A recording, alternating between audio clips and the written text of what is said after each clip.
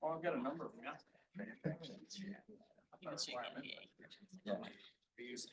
Yes, and our video. I have.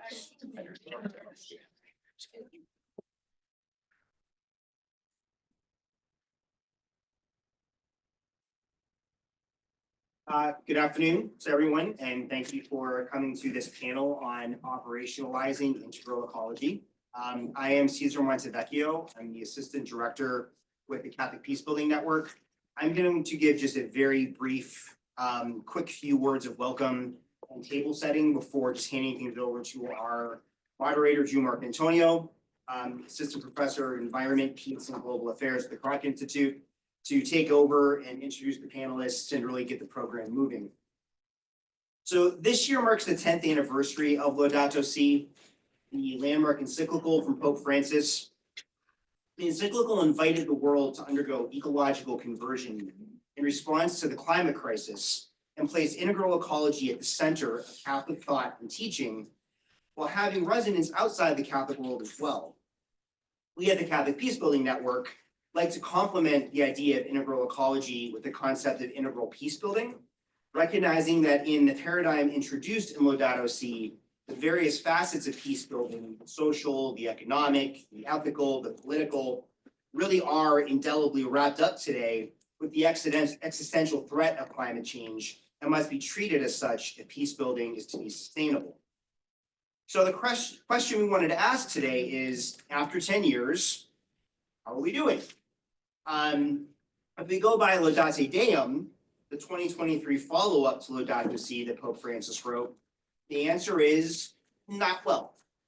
I don't know if people have read that document, but it's really quite entertaining to read it and feel like you're getting scolded by your grandparent.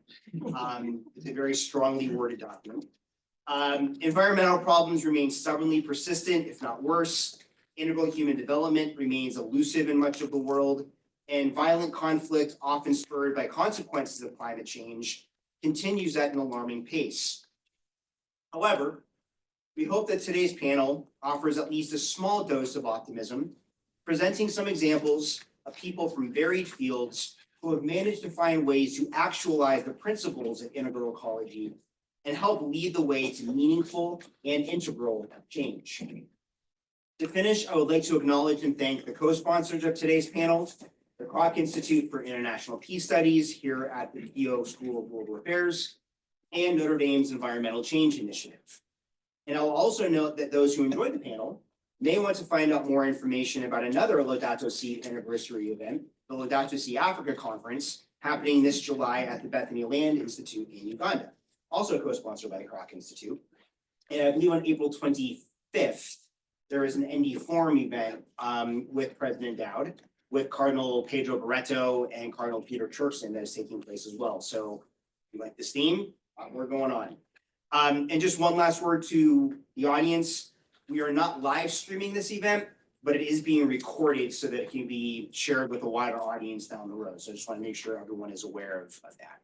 And with that, I'm going to go ahead and just hand things over to Drew to take it over. Thanks, Drew. Thank you, Cesar. I have to say I'm quite humbled to be the moderator for this because every person, sorry, am I not loud enough? Yeah. Okay, there we go. Better. I'm humbled to be the moderator for this because all four people that you see here have been a mentor to me, a collaborator, and a friend. So not so often that you get to do that, especially with such titans around campus, if you will.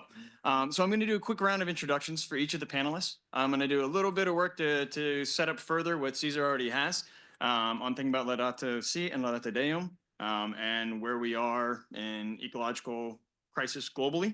And then follow up with a few questions for the panelists to respond to, and then we're going to open it because we'd rather much more interested in having a broader discussion. And as you will see from my introductions for each person, we represent quite a broad range of approaches and disciplines and commitments, but also a lot of shared energy as well. So I'm just going to work on down the line, starting with Sister Damien Marie Savino. Sister Damien is a Franciscan Sister of the Eucharist and the Melchor Visiting Professor in the Department of Civil and Environmental Engineering and Earth Sciences. Her scientific research focuses on environmental remediation of soil and groundwater contamination, the environmental impacts of endocrine disrupting chemicals, and the application of resilience theory to ecosystem health. So think super smart. You'll notice a theme here. For the past 10 years, she's become increasingly involved in interdisciplinary projects and has lectured and written widely on Laudato Si and integral ecology, as well as on science and faith and ecology and theology. She collaborated with Salt and Light TV to produce the 6-part video series Creation and received a grant to create the Educating for Laudato Si educational materials and website. She's the author of the forthcoming book, Learning the Language of Creation, Catholic Social Teaching and Integral Ecology, which we can enjoy in January 2026 as it comes forth from Liturgical Press. Next, I have Dr. Diogo Bolster. He is the Frank M. Freeman Professor of Hydrology and the Henry Massman Department Chair of Civil and Environmental Engineering and Earth Sciences and the Associate Director of the Notre Dame Environmental Change Initiative. His research focuses on environmental fluid flows and contaminant transport across a wide range of scales and scenarios, including groundwater flows and porous media, stream and river flows, confined buoyancy-driven flows in enclosed spaces such as buildings, and large-scale buoyancy-driven atmospheric flows. How does the theologian feel now? Everything is flowing. Recently, though, his interests have strayed far afield into complex intersections of the polycrisis of climate change, mining, and more, as well as a going practice as a translator for gringos like me. That'll probably come up in some of our field work together, as we'll discuss. Next, we have Dr. Jennifer Tank. She's the Gala Professor of Biological Sciences here at the University of Notre Dame and the Director of the Notre Dame Environmental Change Initiative. Dr. Tank is an aquatic ecosystem ecologist and biogeochemist who studies how nutrients and contaminants move through streams and rivers. Her research focuses on restoration and conservation that can improve how we manage waterways and give how humans treat and gain from the land. Her lab group shares her enthusiasm for research translation that supports the sustainability of our freshwater resources. She's also a world-renowned, but especially in the communities of Luweero, Uganda, for her vigorous and diligent soil sampling skills, which I'm sure she'll be happy to share with. But she is infamous for these. Last but not least, or maybe, no, this is my faculty mentor here, Father Emmanuel Katongole. Father Katongole is a professor of theology and peace studies in the Department of Theology and at the Kroc Institute for International Peace Studies, which is here in the Keough School of Global Affairs.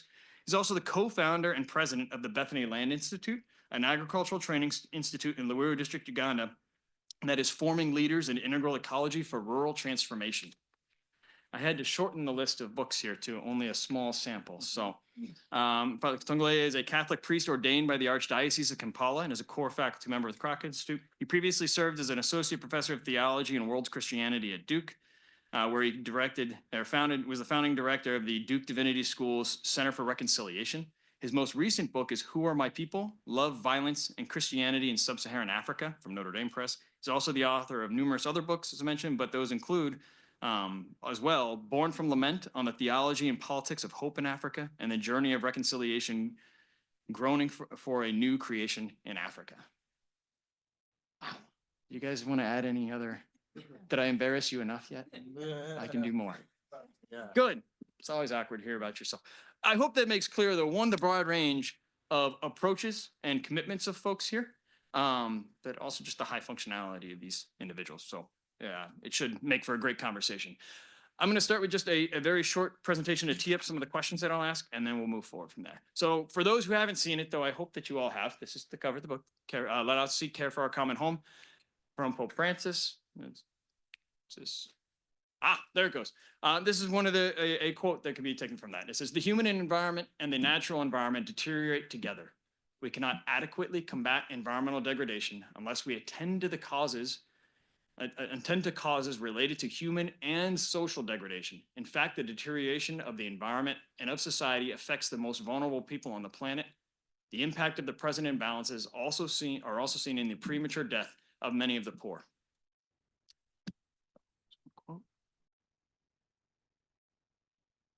We have to realize that a true ecological approach always becomes a social approach. It must integrate questions of justice in debates on the environment so as to hear both the cry of the earth and the cry of the poor.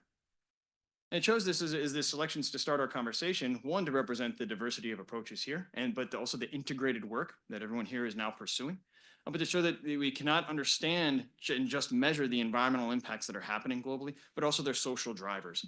and social impact. So seeing each as cause and consequence of the current crisis that Pope Francis was trying to address in Laudato Si.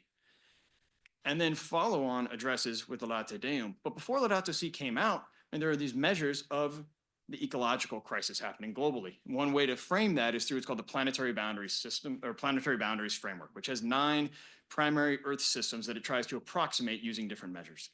For anyone who's not familiar with this framework from Johan Rockström and other folks, strongly recommend watching the Netflix documentary called Breaking Boundaries, which features Johan Rockström and Sir Richard Attenborough narrating it, which really breaks down the science in a much more intelligible way. So then they go through each boundary. There is one bit at the end I don't like about the UN Security Council that somewhat securitizes environmental issues, but otherwise it can really help understand what this framework's about. But if we look at the diagram here, you see these 9 sections. Green is good, very simply put, and orange is an unsafe operating space where we are in the planetary system. So this is 2009, before Laudato Si is written, right around, or close to the time that Pope Francis ascends to being Pope Francis and no longer Cardinal Bergoglio. So 2015, about the time that he writes it, we can see an increase in exceedances. And then we might look at the closest or most recent iteration of measurement of the planetary boundary system for today. Again, furthering this exceedances of the safe operating space. What does this mean? Our trajectory is not great in general. It's a very simple summation. Pope Francis recognized this and therefore came out with this Laudate Deum as an exhortation, so not a full encyclical, but exhortation as a follow-up, to readdress the points that he was making and address progress. And it came out right before COP26, COP25, to try and influence the decisions that were made there. When you see some of the timing of this is intentional when these encyclicals come out, or the exhortations. But some quotes specifically from there that I will put up. I don't need to read off each one for you.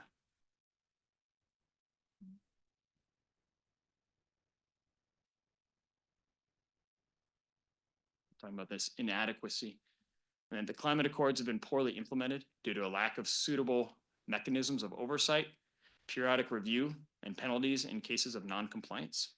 So for all of our environmental policy folks here, the Keough School of Global Affairs, this would be quite intelligible to you, or something you've heard quite often.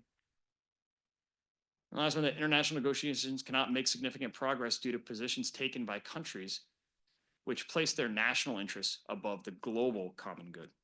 So just some thoughts to kind of set the stage for our discussion today. And now I'm going to turn to everyone and pitch some questions. The first one is just given the broad range of disciplines represented, saying how does integral ecology fit or articulate in your discipline, the ways that you approach questions, and then how about in your own work? And I'll open that to whoever would like to.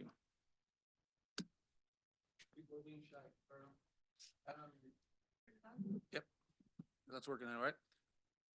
So as Drew mentioned in the introduction, I'm the department chair for civil and environmental engineering, and just a couple of weeks ago, a parent came to me and asked me, "Aren't those two things in conflict? The civil engineers go and tear up nature and replace it with concrete, while the environmentals are trying to preserve it," and it stumped me at first when he said that, but then I took a step back and I said, what you're saying is actually 100% true if we think about those disciplines from 30 or 40 years ago, but our thinking on this has changed significantly. And I think it's one of the main reasons why we have civil and environmental engineering in the same department, why we teach our students to think of these particular things. Integral ecologies, as we develop cities, as we erect buildings, it's these are our homes, but they're also the ecosystem in which we're going to live, and making sure that those are in harmony and function well is critical. I mean, there's a huge amount of evidence that shows that concrete jungles are not good for human health, mental health, anything like that, right? So I would argue in my discipline broadly, there has been a significant shift in thinking in that regard. The way we teach our undergraduates has changed that, and if you look at the research that people are doing, it's tremendous in that regard too. In terms of my own personal research, the greatest exposure that I've had has been the work that I've been doing with you, Drew, where we're working with communities in the Amazon, right, to try and get sustainable livelihoods operating there in regions which are threatened by mining, climate change, and as Drew mentioned, polycrisis, a variety of threats that are coming in, right? And trying to use principles of integral ecology to build resilient ecosystems where people will be able to flourish and thrive for hopefully generations to come. I might jump in because I think it follows nicely after Diogo's comments. Because my doctorate is in, well, I had to do it in civil engineering, even though I was focusing in environmental engineering. And I did that at Catholic U. And I think in the book and in the work that I'm doing now, I'm trying to advocate for a kind of engineering that I think Diogo and the department would be sympathetic to, but an engineering that's a listening kind of engineering. So creative in its designs, but really learning, listening, being attentive to the language, the laws that are written in the created world, and not imposing or dominating on them, but designing according to them. And I contend in the book that actually some of this is already being done in certain areas, and that it's not that far-fetched to think about how we might do that kind of ecological engineering that's a listening engineering, and it listens to the rhythms in the natural systems that are local to the place where you're working, but also the human communities. So it involves the social sciences. That's why we have to work together, I think. But one aspect that's particularly, I guess, important in my approach is also the internal aspect of moving within in the human person. So in Laudato Si in 217, Pope Francis says that the external deserts in the world are growing because the internal deserts are so vast. So why are the problems getting worse when we've had technology for over several hundred years now, right? And we're still not fixing it. I think it's because the internal deserts are growing. So the way to get at this and really make progress is to attend to those internal deserts. And there's many ways to do that: education, religion, and this is where I think the Catholic Church has a huge place in the dialogue to bring in those spiritual elements, because the religion has everything to do with the development of the interior person. So I feel that's very important to recognize that the ecological crisis is really an interior crisis. And I try to argue that in the book. Now, in terms of how this impacts on my discipline, I'm just getting to know situations at Notre Dame, but I had the wonderful experience of going to BLI last summer. And I've included that in the book because what came to me when I was there was this idea of an ecology of hospitality, the kind of hospitality in the people and in the land. So I really try to develop that idea. How do we design for an ecology of hospitality that's hospitable to nature and to humans? And then another theme that I think is very important is an ecology of sacrifice. So because we have to learn to sacrifice. A lot of what we're experiencing now, at least in our country, is our excesses, our excess wants, and not our needs. And how do we learn how to develop ourselves interiorly that we receive another kind of fulfillment that's not a material fulfillment? And that might involve some sacrifice on our part, but that could actually make us into better people. So I think I'll stop there. I have a third kind of ecology too, but maybe that will come up later. Well, in my own discipline, if I talk about from theological point of view, we are very much familiar with the concept popularized by Pope Paul VI of integral human development. And so we've been using that concept, that development to be development, it has to cater for the whole person and all persons, all aspects of the person. So that has been a standard concept. Really, this notion of integral ecology that has been popularized by Pope Francis in the encyclical Laudato Si seems to build on, but also extend that concept of integral human development. Because the concept of integral human development for many of us still seems to be so much focused around the human development that does not pay sufficient attention to the interconnectedness of the human within this broader ecology. So the notion of integral ecology seems to be broader than the notion of integral human development. And secondly, this notion of integral human development seems to be still so much connected, grounded in made possible by a certain vision of economic development, a sort of economic development that is extractive in a way, kind of a capitalistic vision of economic development that the notion of integral ecology seems to want us to move away from, to see human flourishing as deeply connected to other forms of flourishing. And for that, you need to rethink not only our relationship to one another, but also our relationship to Mother Earth, including the economic relationship to Mother Earth. So I find that this notion of integral ecology is pressing, kind of moving the theological discussion from a narrow focus, which was already broad by Paul VI, of integral human development to become even more encompassing of the different dimensions of the different interconnectedness. Everything is interconnected, the outer, the inner, the economic, the political, the social. It seems to be a more expansive notion in a way that can allow us, from a theological point of view, do more work in terms of thinking about our common home. Then in terms of my own work, this notion of integral human development was very, very defining for me. I do remember when I first read this encyclical Laudato Si. It was actually in September 2015 when it had just come out. I remember the event actually and the occasion. It was in Milan. I had gone for a conference and I couldn't sleep the whole night because of jet lag. So I put out an encyclical, which is very rare for one to pull out an encyclical because usually they are very written in very technical languages. But I thought it would help me go to sleep. Okay, so I started reading it. The effect was that actually I couldn't go back to sleep because it was very appealing, very forceful, very powerful, very easy to read. And so I read the whole thing that one night and deeply underlined a number of things: the power with which he was speaking, the serious, in a way, invitation that he was making. We can't go on in the same way.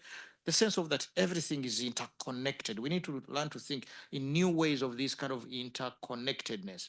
And his invitation that for us really to address the cry of the earth, which is the cry of the poor, we need to figure out new integrated approaches, integral ecology, that address the questions of poverty, human dignity, environmental degradation. And that makes the claim requires another way of thinking, a spirituality, lifestyle. And so here am I going to say, but what does this look like? How can this be brought about? And so I had started working with the poor community in Eastern Africa on land, but we didn't know what we wanted to do. So immediately I said, oh, this is what we have to try out. And so we started the Bethany Land Institute as a kind of experimentation of what this might look like, this integral ecology might look like in Eastern Africa. And so Bethany Land Institute, working with the young people in the rural community, addressing the challenges of food insecurity, of environmental degradation and poverty, requiring these kind of integrated ways of thinking on land. And so that's what we are doing in programs of regenerative agriculture, environmental education, reforestation, economic enterprise. So connecting many pieces, again, kind of really confirming that reality is connected. And there is no way that you can deal with this reality that is connected if you just kind of isolate one aspect from another. So it has completely refined, changed, in a way defined my work. And so most of my work now is connected with Bethany Land Institute as I continue to research in the different forms of violence, really now paying attention to this dimension of environmental, ecological violence, but the many ways in which it is connected to all other forms of violence, including the need for practical engagement of these kind of realities. Okay, I guess I'm bringing up the rear. Oh, I don't need to. I don't need to. Okay. So first off, you know you're on a great panel when you get so absorbed in their answers that you can't remember your own. So I'm just sort of going to try and get myself back in the groove here. First off, I'll fully admit that Laudato Si was my first encyclical that I ever read. Probably, maybe will be my last. Certainly my favorite, because the word ecology just kept coming up, and you don't read many things where outside of your discipline where the word that encompasses what you do is over and over and over. So it had me at, page 1. And I think what it did, with regard to our field of ecology more generally, is it, at least at Notre Dame, it gave us a touch point with the mission of the university.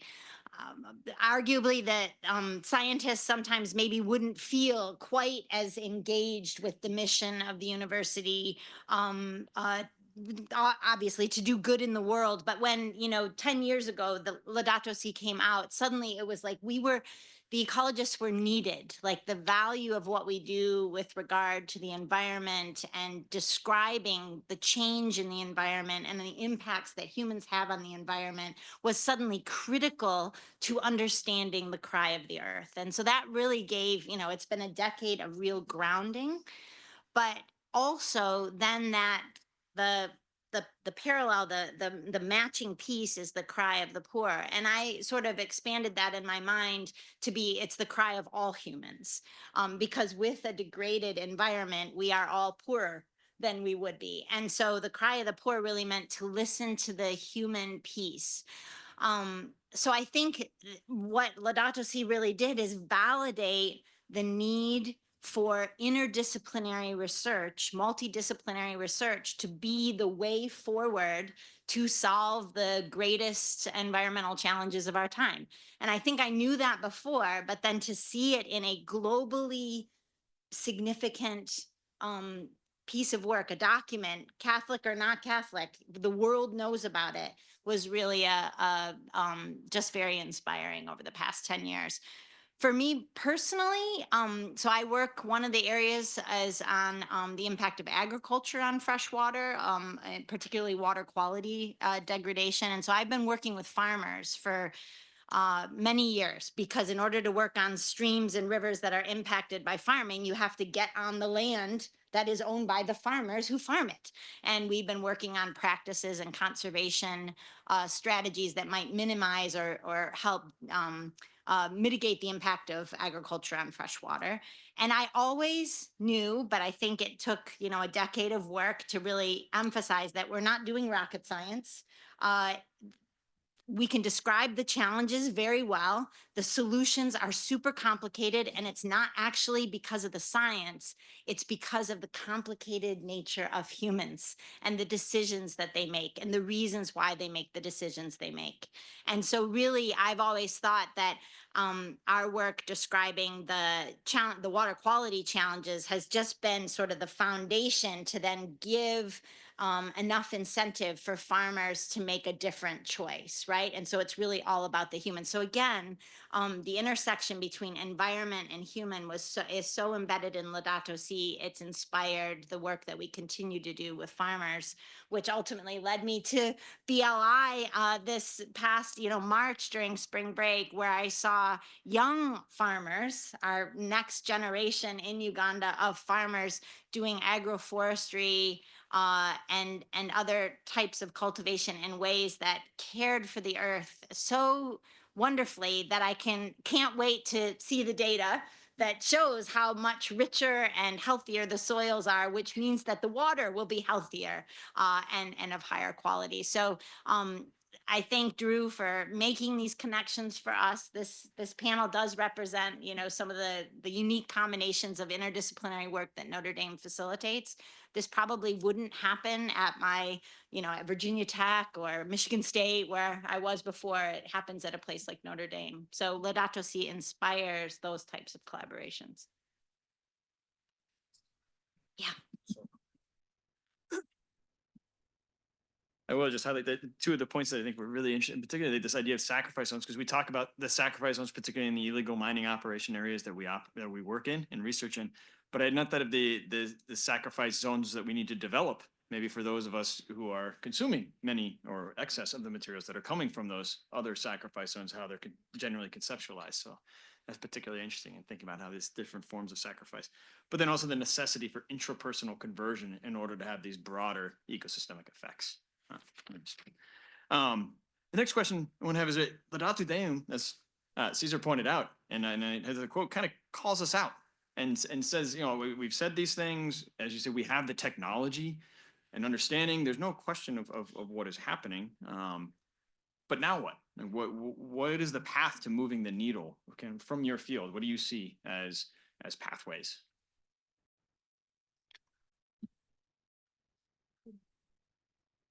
This is probably going to be quite different from what everyone else says, but I guess as I was meditating on this, because it is a challenge in Laudato Deum, but I'd like to pick up the positive side because I think there is a few elements in there that we're challenged to in relation to who the human person is and what our role is in creation. And there's a couple of quotes that touch on this. So in paragraph 26, he says, human beings must be recognized as a part of nature. Okay, fine. But then he goes on and he says, human life, intelligence, and freedom are elements of the nature that enriches our planet, part of its internal workings and its equilibrium. I found that kind of challenging because I think we tend to think of ourselves as the problem, which we are too. But, and then he says, I ask everyone to accompany this pilgrimage of reconciliation, so conversion, with the world that is our home and to help make it more beautiful, because that commitment has to do with our personal dignity and highest values. So he's challenging us to a view of the human person that can make the world more beautiful, of the human person that can make human communities more beautiful. And maybe it's because I'm getting older and I want to be a sort of incorrigible optimist, but I want that vision. I want, and I can hear that in each of you, even as you're involved with the issues and the challenges. And that's what I want for young people. I want young people to have that vision that you could be the person who makes the world a more beautiful place in whatever way it is, whether it's in your science or in your theology or in your social science. So I think that's a pretty tall challenge that isn't always recognized in Laudato Deum. So I just throw it out because it had been something that really grabbed me when I read that exhortation. Can I follow up just on, yeah. So I wanted to add to that. I think that's just a really beautiful piece that you brought out about optimism and beauty. I was thinking about the farmers that we sort of encourage to do things differently. One of the practices that we've been working on and quantifying the water quality benefits of, as well as soil, are cover crops. And it's about, 2 months ago, maybe even a month ago, if you drive down south in Indiana, you'll see a whole lot of bare fields. It's too early to plant crops. The soils are bare and it's just bare ground. It is not, most people don't see beauty in that. They see it's dead land until we plant something and it flourishes. It looks like dead land. It's a challenging time of year for many of us. Cover crops right at that time of year are lush and green. It looks like kind of like a football field.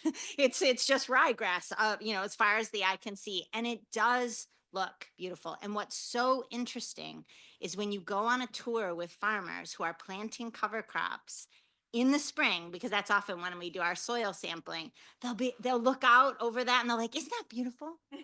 Isn't that beautiful? And they created that, right? So how could we train the next generation of farmers and land managers to see that beauty in March, kind of the grim part of the end of winter here, because they created that green landscape even in the off season when they aren't planting a cash crop. I think anyone can, I say that example because I think anyone can see beauty in the land and in the water, in the environment, if we teach them what the alternatives are. So I appreciate that. Yeah. I would like to also to add a sense of the challenge that Laudato Deum or Laudato Si puts before us by suggesting that everything is interconnected. And for us to move forward, we need what he describes as a bold cultural revolution. Everything has to change. I think that's the greatest challenge, how to think about this bold cultural revolution. That means we need to do things differently. How do we do farming differently? How do we do scholarship differently? Uh, Interdisciplinary? Uh, Everything has to change. For me, the beauty of this invitation, Laudato Si, integral ecology, is how it forced me to think about what are some of the experiments that can be done. What can I do on the ground? And without any blueprint of what this would look like. I wish I had a blueprint to kind of begin, but just kind of saying, say, well, let's experiment, let's try. We might actually fail, but let's try. I think the so what you are asking is an invitation for us to be not afraid to try, to experiment, uh, because there is no blueprint of how this board cultural revolution is going to look like.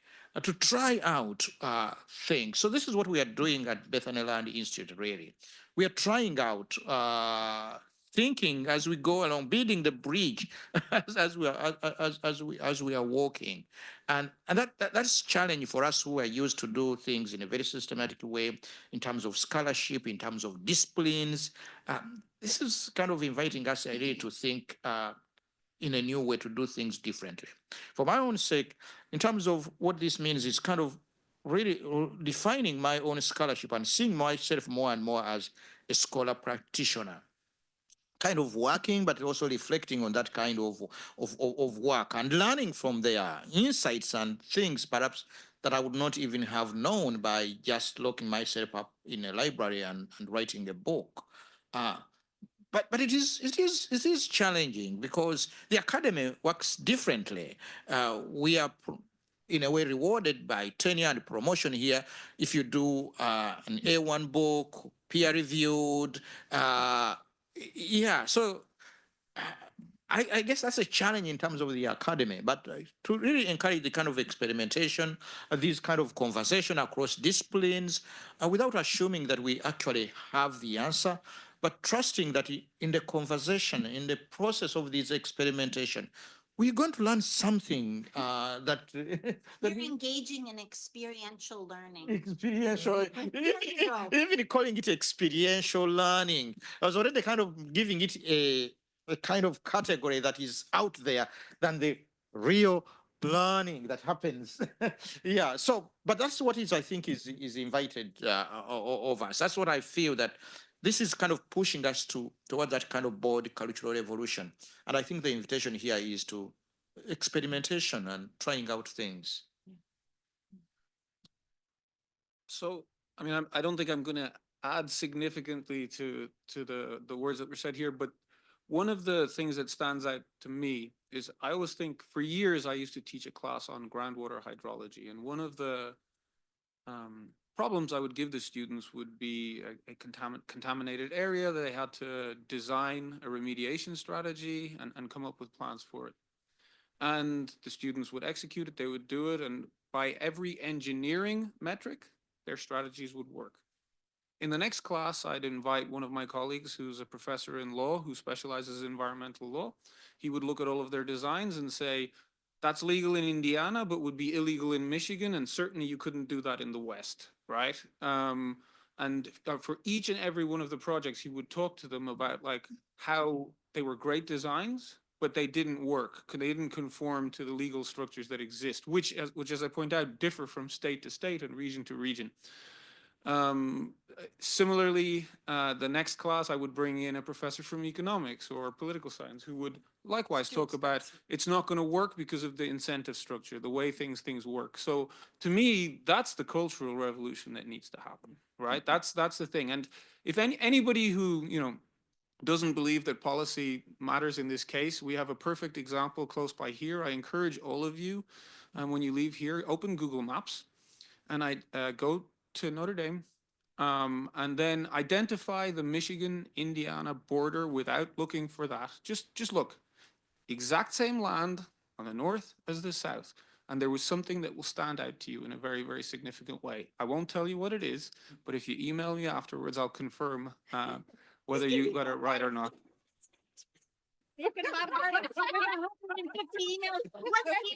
If you get no response, you got the correct answer.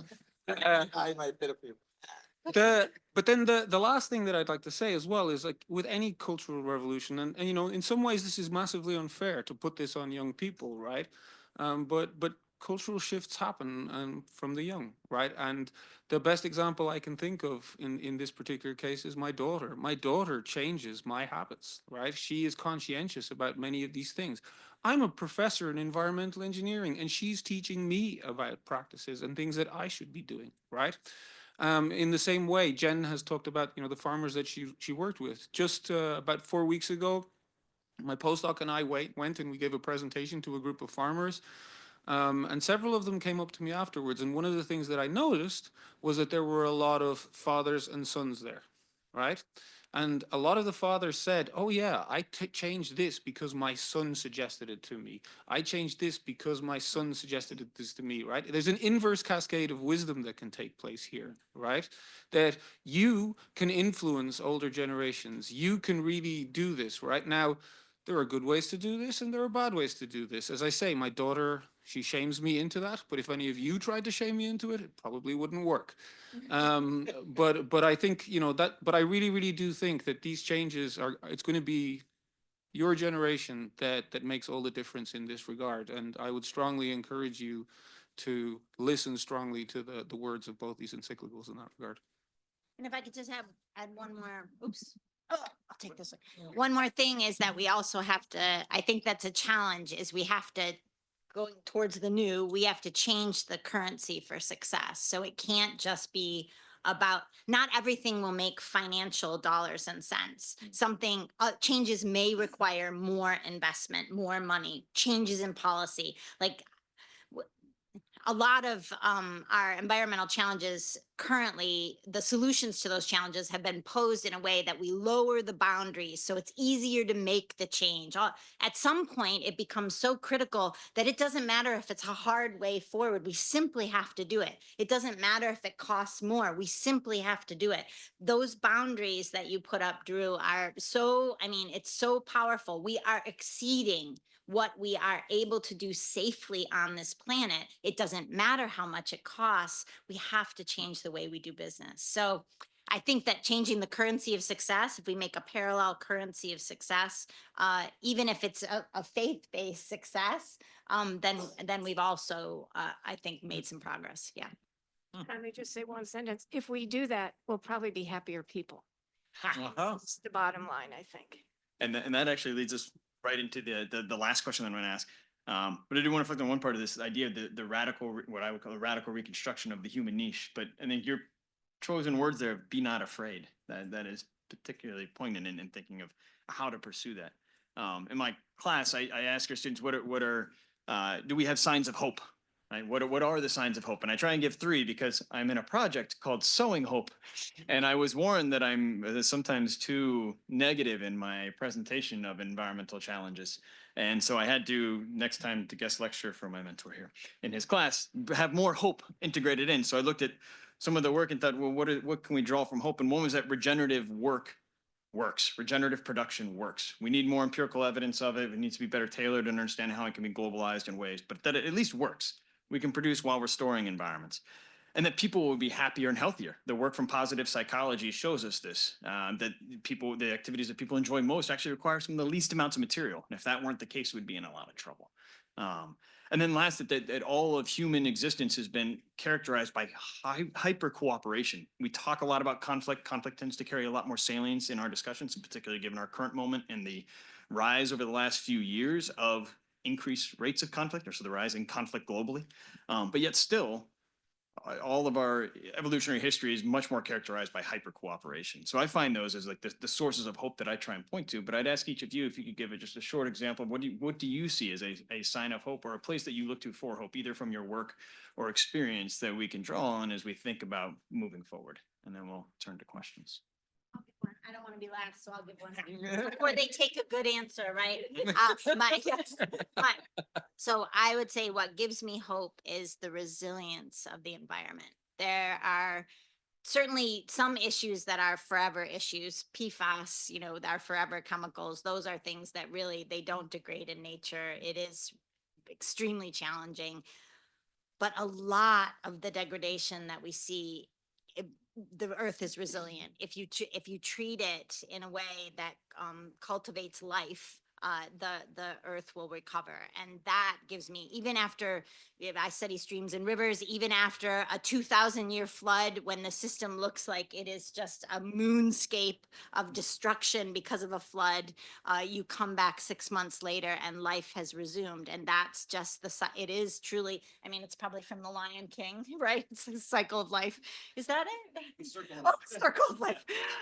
I should rewatch. But my point is resilience. So that gives me hope. Yeah. Oops. Okay, I'll follow up because she stole my point. I'm just kidding. Because I studied resilience theory. So, so I totally endorse what you said. But I think I'd like to, again, throw in something a little. So I certainly find hope in our faith. And that's what we're celebrating this week with Holy Week. So the cross wasn't the end, the resurrection was the end. And I think nature teaches us that through resilience, but also maybe in the ways that we could partner with nature. So if you will allow me, I kind of love beavers. And I want to give this example because I do think beavers can help us with a lot of our water quantity issues. And so a friend of mine who's sitting in this room sent an article from Czechoslovakia about a community there that was having water issues. And while they were debating whether or not to put in a dam, the beavers came in and built a dam and everything was solved. And I just loved that because I thought, if we would have stopped humanly arguing with each other and partnered with nature somehow, we could really do it. And Utah State is doing that now on a broad scale with all the water issues and ranching issues out west. They're actually advocating, and they have a whole beaver center that's advocating for bringing beavers into the ranch lands to help the water quantity issues. And they actually raise the water table. It improves the quality of the forage, which the ranchers love because it's better for their animals. So those kinds of things give me hope, and it makes me think, well, maybe we humans wouldn't even have to work as hard if we would just work strategically and partner with nature, learn enough about the laws of nature. So that's, learning the book of, or listening to the book of nature and learning the grammar of nature. So we were the Yeah. ones that got rid of all the beaver. And And they need to come back. let me Bring the beaver back. let me speak before Diego kind of brings it all down. I know he always does. More recently, I've actually begun to think about this question differently from what gives you hope, because that gives a sense that hope is something out there that some people have, other people don't have, or some people see, other people don't see.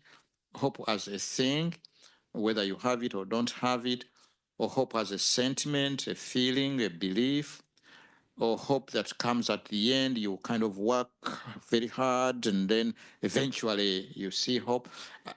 I'm thinking more and more now in terms of hope as an activity, hope as a sense of care and commitment and engagement. So instead of asking for myself, where do I see hope? I am asking more and more, what do I care about? What am I willing to commit to?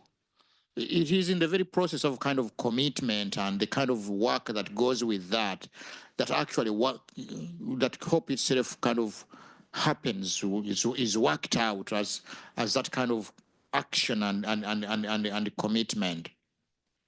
So I don't think I personally would be hopeful if I didn't start working with the young people on the ground, it is that kind of work that is so challenging, that is unexpected, that is hard in many ways, and things. Yeah. And yet, that is where I find the greatest hope in the very process of that kind of work. So I'm just kind of throwing that question back to us and so forth. What is it that we care about and that we are willing to do something and commit ourselves in that very commitment and work? We embrace hope. We are hopeful people. Otherwise, we kind of maybe you might just kind of look at it from a distance and leaving it to others. I think it is an invitation for all of us. But anyway, for me, it is this kind of work with the young people, and in the motto that has been adopted for BLI: start small, start now, start well. And in that process, I find hope. No pressure, Diogo. Yeah. My answer is just going to sound weird when I start, but starts with a haircut. So last week I was getting my hair cut, and the woman who was cutting my hair, she's about the same age as I am. She has kids about the same age as me, and I'm chatting with her and talking with her, and next minute she says, "Oh, this semester I'm graduating with my degree." And I was like, "Oh, what are you graduating in?" And she's going to become a therapist to work with people who are recovering from addiction. So we kept talking about this, and it turns out that she had been a heroin and fentanyl addict for 20 years, but now was fully recovered. And the reason I'm highlighting this is it was one of the first of all one of the best haircuts I've ever had, but secondly also just an absolutely wonderful engagement. Like listening to her talk about all the things that give her strength nowadays, the processes that she's gone through, the learning that she's gone through, her desire to give back to other people who are going through those same struggles and doing this. And the reason this resonates so strongly with me in terms of this particular theme is the vast majority of our bad behaviors with regard to the environment can really be characterized as addictions, I think. They show a lot of the same behaviors that addicts go through, right? And there's a lot of things in modern society that we are addicted to, right? Which we know are not good for us. And that's one of the challenges with so much of this. We know these things aren't good for us. We know these things aren't good for the planet, and yet we don't change our behavior. That is characteristic addict behavior. However, when you meet people like this woman who cut my hair, it gives me hope because there are clear pathways, there are clear methods that work for curing people, for changing attitudes, for bringing joy to them. In her particular case, it was through work, it was through religion, and it was through personal relationships. I believe that those three things could solve a lot of our problems with regard to the environment as well, because those are three things that give us meaning and purpose. But the other point is, it is hard work. It is big effort. But I would, if it was me, unfortunately, I think there's a shortage in that field anyway, but I'd hire thousands of recovery and addiction specialists to start working on problems relating to the environment, because I really think they could give us a great deal of wisdom. Wow.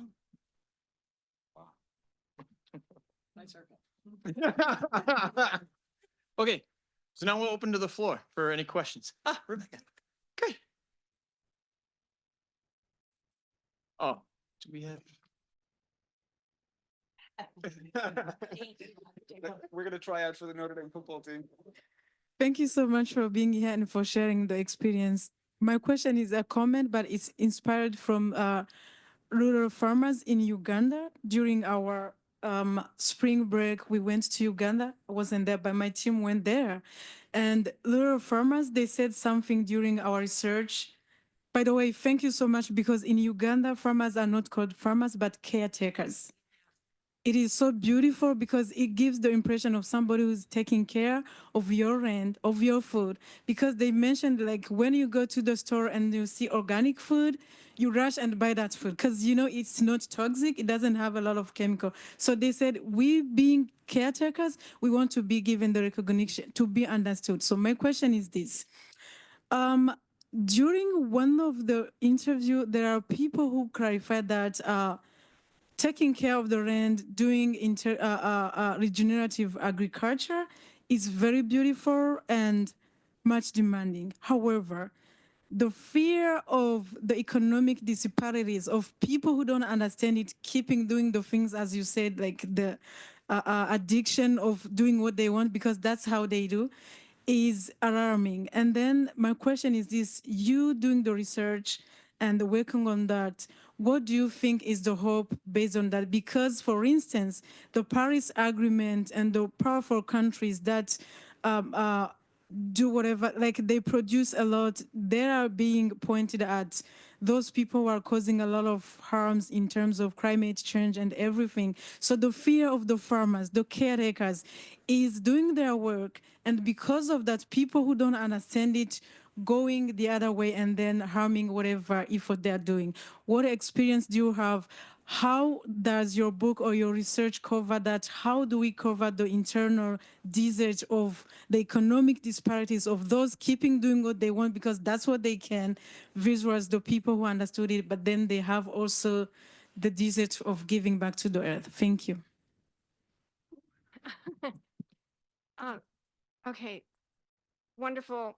Okay, so wonderful question. I just need to, I think with the fear factor, so in the example of regenerative agriculture, but I think this is with everything, and I've actually even found it with my own sisters too, that we do a lot of our own animals, we grow a lot of our own food, and I've proposed, okay, we shouldn't leave the soil open, right? We need to, and there is a fear factor, even though we're not totally supporting ourselves. So I can only imagine how much it is for farmers who are living off of this, because we're afraid of change as human beings. And so I think what alleviates that is trust. I have found in my work. So, and it takes time to develop trust. We need people to work with the communities. And I think Father's doing that well at BLI, but you need to work with a community for some time in order to establish trust and to train the people in the community in these ways, so you're not just coming in from the outside, because I think those living in the place also know situations that you don't when you're coming in as, quotes, an expert or something from the outside. So we've, even when I worked a lot on remediation, we always tried to get the local communities involved and to establish a trust relationship. And then again, that comes back to our own human formation and how open are we to the pain of the other and to the dignity of the other. I think maybe also mentors, and others maybe have comments on this too, but I do think if we could work out mentoring people, because it is hard to try something new. And right now there are many successful regenerative farmers who are trying to go around and, mentor other farmers. But I think we need to do that a little more thoughtfully and more extensively, so that someone who's going into that does have a mentor who can teach them in the situation. So does that give you some sense? Am I missing what you said? Companies, like Yeah. Yeah. And but in terms of waste management, destroying what's to forward, like yeah, I know. And so that's probably, and others may have more comments on this. I know at one point early in my career, I worked for United Technologies, a huge corporation. And for whatever reason, it was partly because they had been sued so many times for their poor management, and they were international. So these were hazardous waste sites in other countries where they had just dumped the result of their industrial things. But they had decided, well, it costs us so much in our legal fees and in the poor reputation we're getting, that we're going to set up our own remediation group. So they hired us engineers to come in and do that. And we had quite a large budget by standards. They're a $1 billion corporation, multi-billion, but we had 10 million. I had a $10 million budget to work with for my sites. So I think we need those persons who are trained. And if some of you at the Kellogg Institute are going into that level of development work, that could work in a place like a United Technologies. And I really felt like I made some difference in doing that. I mean, I saw some horrendous things the places where I was in terms of the sites were always in the poorest communities, the most impoverished settings, and the worst toxic chemicals, you know. But here we were, United Technologies funding the cleanup of these. And so I would encourage not to run away from working for those corporations. If you can get a team that could really change from within and use the resources of the large companies, because they're also people who run these large companies. And you know, I would talk with my boss and he was like, I want to do something for the good. And so there are people, it's not like this big evil thing. There are good people in the companies. And if you can get some of you who are trained in that area to work for some of those groups. So I don't know if others. Oh, sorry. Yeah. I just add one point. I was thinking as Rebecca, you were asking the question, I was thinking about the cases of advocacy where a number of groups are really advocating for these rural farmers, the poor farmers, Vandana Shiva in India and her movement of food justice and democracy, really working with and on behalf of the poor grassroots farmers, fighting some of these big corporations, Monsanto and others, that it is a real work of advocacy because, truth be said, many of these big companies, all they are looking for is money.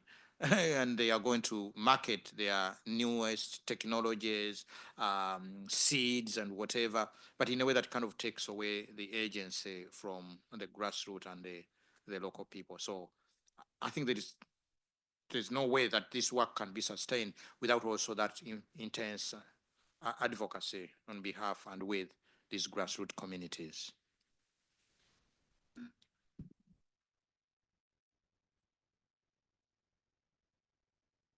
I mean, I think, you know, what Father just said, I agree with. But when I think of companies, I actually think the most powerful group of actors are the customers.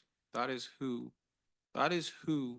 a company will change its behavior for. I mean, it's been clear, right? Companies have changed their behaviors in response to demands from, you know, younger groups, all these kind of things, that the clientele in doing this. Um, at the end of the day, you know, you are customers, you are clients. When, you know, writing letters and staging protests might have some effect, but the greatest power is your wallet, right? And holding the people who you buy things from accountable and informing other people, because a lot of people don't know. A lot of people, you know, they go and they buy things and they don't necessarily know these details. They don't necessarily know these things. So it comes down to education in that regard. But I really do think that within the corporate structure, which I don't see falling apart. I don't see, you know, I think small groups will always fight them, but corporations are so powerful, it's next to impossible to win against them. But if their clients and customers rebel against them and demand changes from them, that's the way I think it'll happen. Just as a fun note, I'm also a co-appointed faculty in the Mendoza College of Business. And my biggest critique of Mendoza is that we are not training our, and I told my dean this, so it's not like it's any secret, but that we're not training any of our undergraduate students or MBAs to go start their own businesses. And that's what we really need, because we have a scale problem. We do. Very large organizations and that not meeting customers where they are. And I agree with you. I think customers is what's going to have to drive this, because policy is not going to get us there. Even though we're at a policy school and we talked about that, but a more polycentric approach. But that we need good people starting businesses that are community oriented, that are working for their communities. And that's something I think would lead to this kind of revolution that Pope Francis is calling for. Okay, with that, we'll take the next question. Please, back. Hi, thank you for coming. This is a really interesting panel. I really appreciated your guys's parts about like hope and how we should really keep this hope. And I can't really speak for everyone here, but I believe that if you come here, you do care about the environment. So my question is, how do we get other people to care about the environment while keeping this hope and not giving off this sense of like impending doom? when it comes to like environmental issues.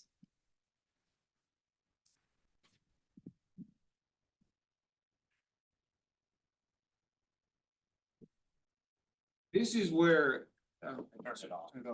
So I don't know if any of you know my colleague Roy Scranton over in the English department, but Roy is a big advocate for pessimism. Yeah, ethical pessimism and for scaring the hell out of people in doing this. He and I are very opposite in this. I'm actually massively optimistic that most people, I mean, Sister just said it really, really well.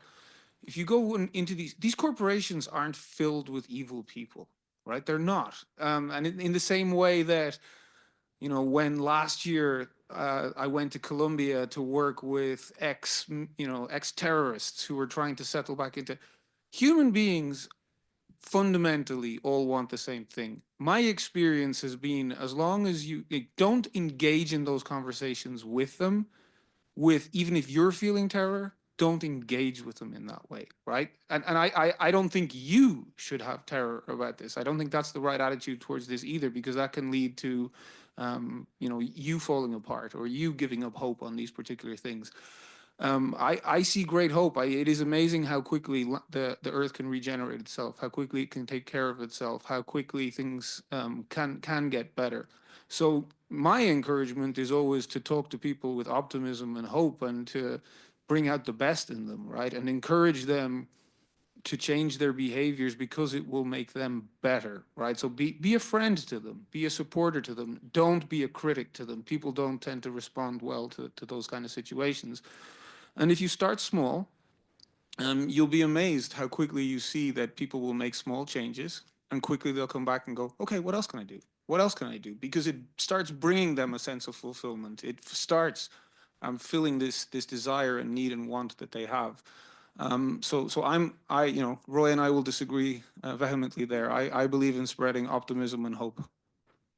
But if I could just follow up on that, I think I just add one bit to that is informed optimism. So give them an optimistic view plus and a hopeful view plus a way forward. So that's what we've done with the most sort of the most challenging farmers that we've worked with. We said, just try one field with this, give us your assessment based on what you do normally. Just try one field. We'll give you the money for the seed.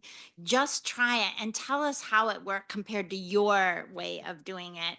Do the comparison. And they are actually the greatest experimentalists with the land. They love that kind of challenge, but I feel like it was informed optimism. We didn't just you don't just say, don't do this. It's, could you try an alternative, and here's the way forward for that. So I always think that if we are going to criticize, if we are going to challenge people in their behaviors, helping lower that barrier by giving an informed way forward is a step in the right direction, even if it's not the ultimate solution. Yeah.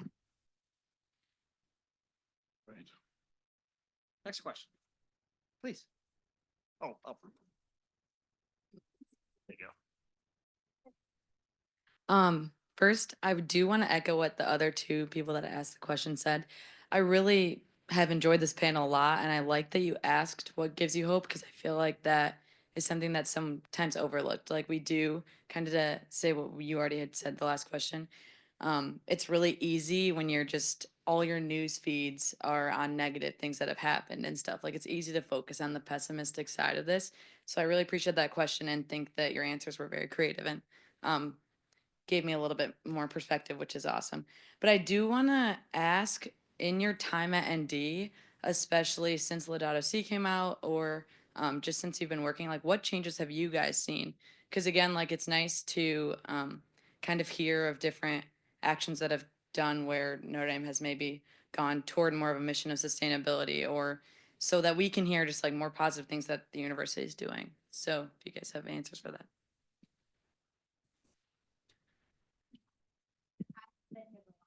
So you have the best experience. You want to begin? I would just add, Well, maybe the youngest should begin. it could be the youngest. It could be the 25 years is the longest, I think, at the table. But I would just say that one thing that Laudato Si gave us is a common language for a way forward, a common, sort of the guiding light at the end of the tunnel. We've made a lot of progress on sustainability on campus, but having the goal, no, Notre Dame. The ethics of sports and winning go deep, and so setting a goal and meeting the goal and achieving that is huge. But I think Laudato Si for a decade has given us a point of light to move towards. So I do think we've made huge changes. So yeah. For me, the biggest change that I've noticed is that, when I first started here at Notre Dame, there were certainly people working on these themes and working in these areas, but it was very disconnected. And we're a much more cohesive group now. And the biggest change that I have seen is that we're no longer just isolated faculty members that are doing this. We're part of the strategic plan for the university. The university has seen this area as an area that they want to invest, grow in, and become world leaders in. So that shift from being a few faculty members who were all doing their thing and then started collectively working together has really, I'd say, exploded in a significant way. And hopefully that just continues to grow the way it has been. I want to echo that in my 12 years also at Notre Dame. I've seen changes. There are many of us working in that area. I can see Phil, who directs a minor in sustainability. I don't know when that started. That's not too long ago. Long ago. Okay, maybe I'm just becoming aware of that. I see people like Terry teaching courses. So maybe it's because my antenna now raised. Yes, maybe then I can see. But you're right. There is more that is going on. There is a new strategic initiative on sustainability.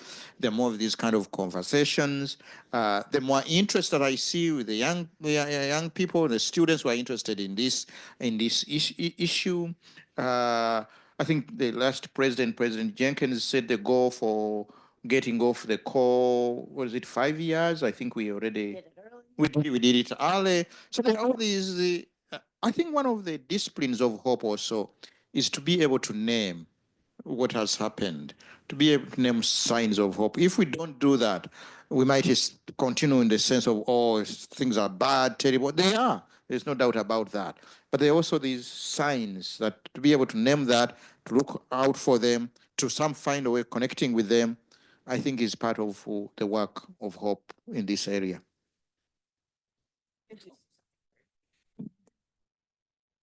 I have no long tenure like these faculty members, but no, well, I'm not young either. So, but I think I would just say I find it very encouraging to hear what you're saying and to hear your question too. And I'm here to say that at other institutions where I've been, I've had the same voice, but I've often felt sort of on the sidelines, and I don't feel that here. So my experience over the past 2 years has been one of really substantive conversations with really substantive people who are really wanting to have a substantive dialogue about this. And I would say that's a great reason for hope. You're not going to find that in too many institutions. One last point I might add on that is I think there's two ways of thinking of it. One, what's happening on campus, which I do think there's an outsized effect for students and alumni, much more so than even what faculty can do in a lot of ways in influencing that. So I think it's important, particularly for all the students here, to think how to take action. There's all sorts of student projects, and where's Phil? We've seen all sorts of recurring projects and things of interest for. Right, and Jory, right. Jory is here as the Office of Sustainability. And so they can speak to much of this better, but I do think there's the possibility for students to have an outsized effect in ways. I think the faculty side in particular is more Notre Dame facing outward, and what I see as a responsibility to have our research projects where possible engaged with communities in a lot of the work that we all collaborate on with each other, which is how this panel kind of formed. But to take our work and say, what can Notre Dame do for the world?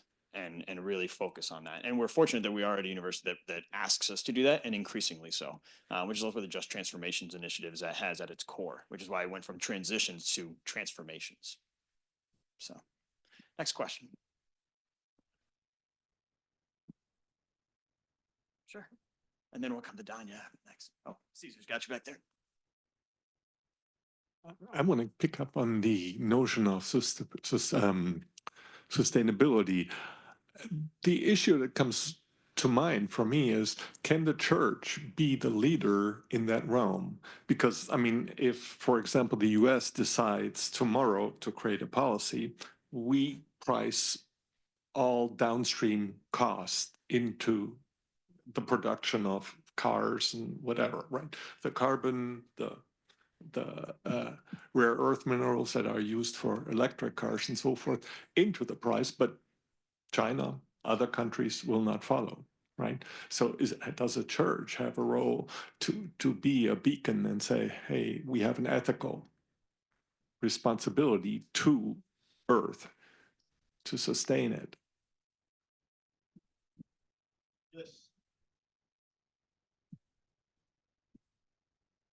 Yes. The church has a big ethical responsibility for that.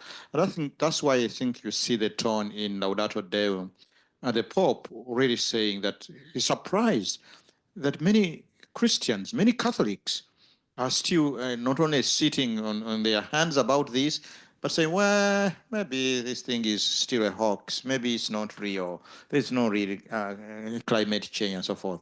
He was almost kind of scolding us, come on, guys, get off your high horse. This is real. Do something.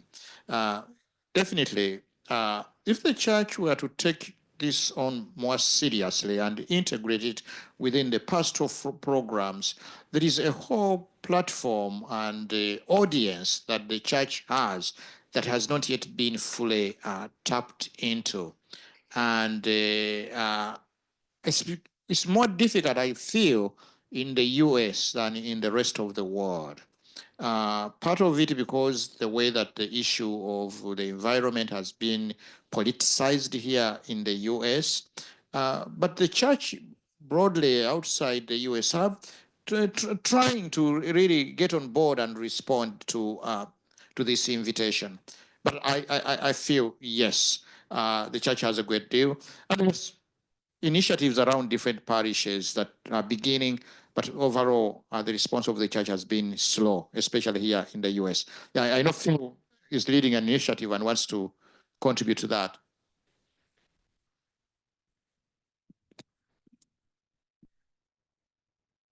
I just want to respond briefly to what you're asking here, because I've had the privilege of working with the Catholic Climate Covenant on national rollout of Laudato Si, Laudato Si Action Platform, and so forth. What I've learned from that is that the vast majority of parishes, dioceses around the country really are not doing much in response to Laudato Si, but a few are doing really large responses. And as I look at them, I asked, okay, so what's the difference in the places where we're seeing large responses? It's pretty simple. The bishop or the pastor has a personal commitment, and then everyone goes along with that.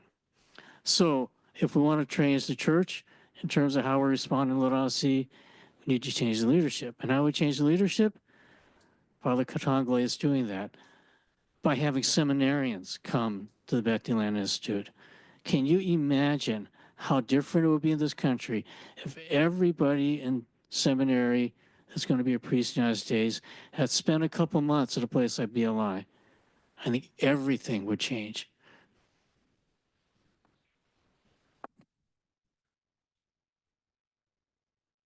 Seems that every one of my responses is a story rather than an actual response, but there was something about the way that you just asked that question.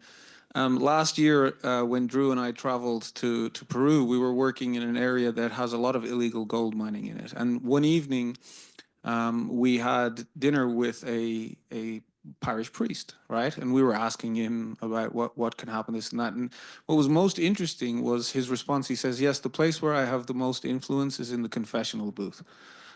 Because he said, almost all of these minors would come and seek confession and say, I know that what I'm doing is wrong. I know that what is happening. But that those small influences, those small changes do have an impact. I fully agree with Phil that it requires a change in leadership. It requires that, you know, every priest in every parish be thinking that way.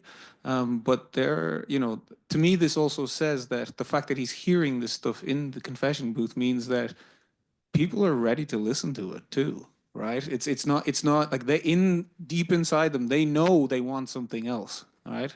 So there's a lot of opportunity there. But to follow up, Diego, I completely agree, but they also need help with the plan. And so what I was really struck by, John Mundell came, who was the former leader of the directed the Laudato Si action platform. And at every level, from a household to a parish, to a neighborhood, to a community center, to a university, to a town, to a county, to a state, there are plans of the way you can implement Laudato Si in actionable change. And that's the thing that I don't think people realize is the help in planning the path forward is also there. And that, I mean, that to me is the step that we need to take next, is embracing real plans with real goals. How should you do, green roofs or solar roofs? You know, should you plant your lawn in perennials, or should you I don't know, permeable pavers? Like, what are the changes we make as individuals? What are the ones we make as a parish, as a community, as a state, as a nation, as a globe? And so that's where I think that planning piece is so important. So more planners out there. I agree with what you're saying. I think I just wanted to pick up a little bit because I was struck by your comment about the confessional, because I do think in addition to the external action, we do need the internal change. And the paragraph 66 in Laudato Si is very striking because it says we are to love God, love others, and love the earth. And that's our fundamental commitment, those three things. So when you go to confession, you should be confessing, how did I not love God so well? How did I not love my neighbor so well? And how did I not care for the earth so well? And that needs to be taught in catechism. That needs, we've all heard love God and love your neighbor, and those are very, of course, fundamental. But Pope Francis defined that as those three fundamental relationships that define who we are as people. So I would also emphasize that, you know, those working in that area need to emphasize that kind of self-examination.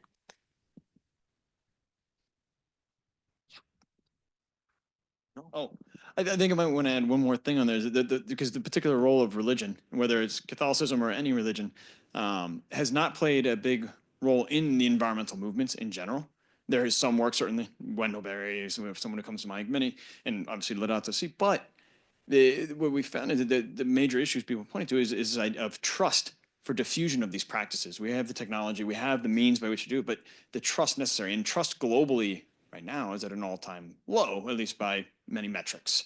And so what could be the role of religion, a place that people sometimes return to when trust in government, trust in institutions erodes, but people are still practicing? Is this an opportunity for religion to take more center stage in that? I think so. But in our work, our field work certainly says that, and that many of the organizations we work with in Peru and in Uganda said it was because of the religious foundation of the organization that the participants and the agricultural cooperatives so quickly took on the practices that they were trained in, because they had a special trust and confidence in it coming from the church and their relationship with them. Obviously, that's not the case everywhere, and there's many valences of that. But trust. right, but without trust, it's not going to happen. And whether it's trust in who's teaching you the practice, or trust that somebody else is also going to participate in this, that gets to the scapegoating or free rider problem that has come up a couple times in conversation. All right, Danya, I think you had a question. Yeah. Oh, here. Thank you so much. I wanted to, here as we end, like pull on the thread that Jen mentioned earlier of inviting a different metric of success, right? That in order to shift our systems, which are so geared towards profit, right? That we need different metrics of success for our societies and our communities. And I kind of wanted to invite you to think about the metrics that you're seeing come up.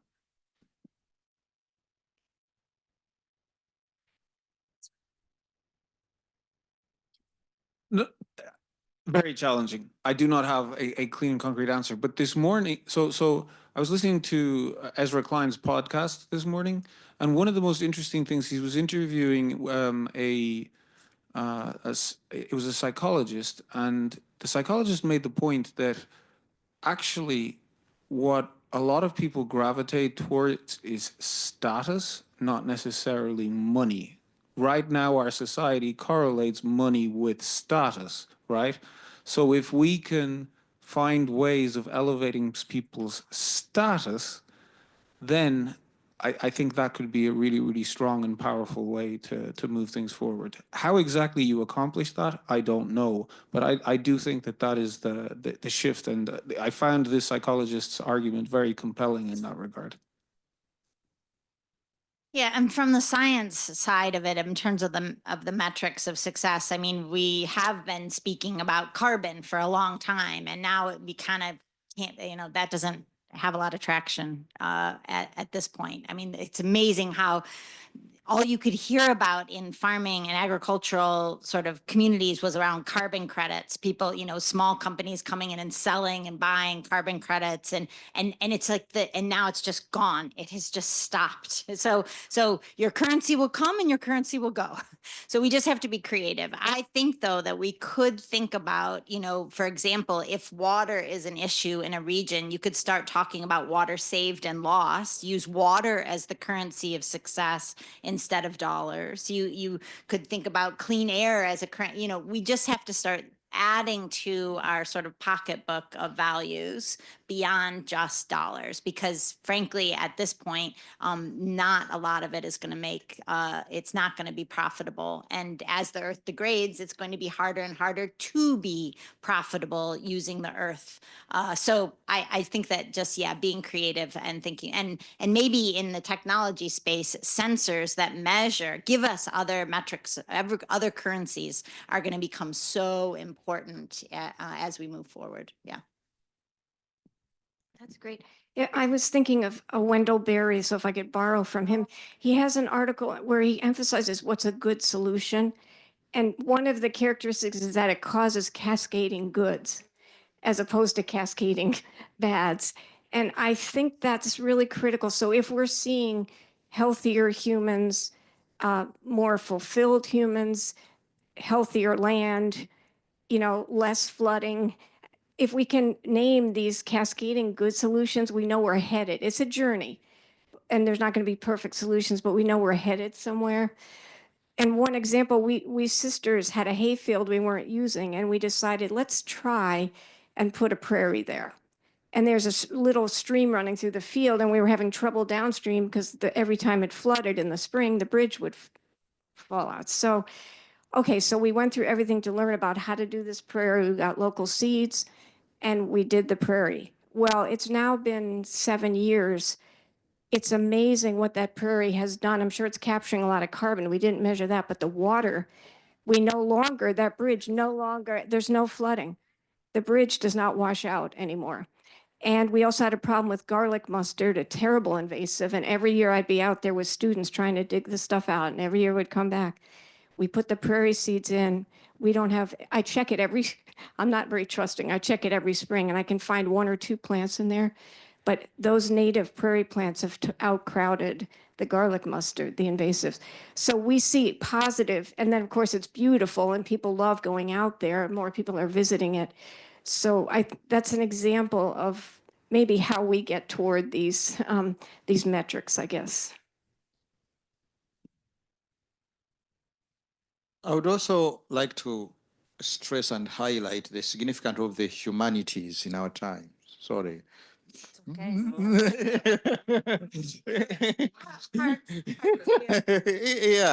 the significance of the humanities that are not so much kind of built onto the kind of the qualitative business, money making, that kind of draw our attention to what is a good life. Literature, art, the kind of goods that in a way help us to really get a sense of human flourishing in its wholeness. I think the direction that society is going, and maybe this is what Pope Francis is talking about around the technocratic paradigm, the direction that we are moving is in a way kind of to minimize all these kind of artistic humanities in just view of whatever is measurable, whatever. It's kind of calling us to appreciate these kind of dimensions that everything actually we value so deeply in our relationship, our loves, our families, our friendships. When you think about them, they actually cost us money. They are not benefiting us in terms of us gaining money and so forth. We spend on them. But that's where the real joy of life lies. So how do we, in a way, encourage also that kind of this broader conversation about the arts and the humanities broadly in terms of the academy? I think we're at time, but I will add just one resource maybe to look at from one of our own is Father Dan Grudy's running blog and podcast and soon to be book that he's working on, The Heart's Desire, that asks this question. And I think it's really important, particularly given he's the vice provost for undergraduate education, that we rethink what it is that's the heart desire for, or what we're supposed to be offering as a comprehensive or integral human development, which is also the mission here of the Keough School. So if you all help me in thanking our panelists for our discussion today.